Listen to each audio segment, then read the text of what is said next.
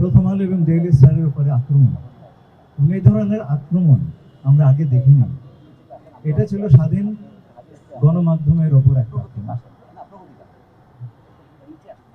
ভয়ভীতি প্রদর্শন, অগ্নিসংযোগ, জানমালের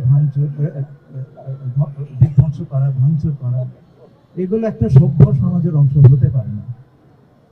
প্রথম আলো এবং ডেইলি স্টারের ঘটনায় আমাকে স্থানীয় কূটনৈতিক মহলে এবং বিদেশে কথা শুনতে হয়েছে। মাননীয় স্বরাষ্ট্রমন্ত্রী যে কথাটি বললেন, আমাদের মাথা হেঁট হয়ে গেছে। আমরা আজকে একটা প্রতিজ্ঞা করতে পারি যে এই ধরনের ঘটনা আমাদের দেশে আর ঘটবে না, এবং এই প্রতিজ্ঞাটি সারা সমাজকে করতে হবে। বিএনপির যে ম্যান্ডেট, এই ম্যান্ডেট বাংলাদেশের ইতিহাসে সবচেয়ে শক্তিশালী ম্যান্ডেট, এবং সরকারের পক্ষ থেকে মাননীয় স্বরাষ্ট্রমন্ত্রী যে কথাটি বললেন, আমরা আমাদের কথাটুকু রাখবো।